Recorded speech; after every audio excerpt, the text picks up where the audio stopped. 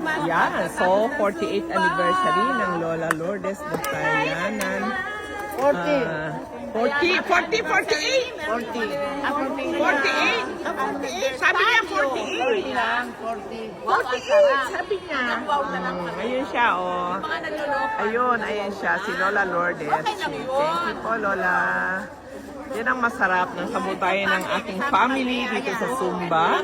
Kaya ayan, kapag may birthday, anniversary, ay meron tayong ganitong salo-salo.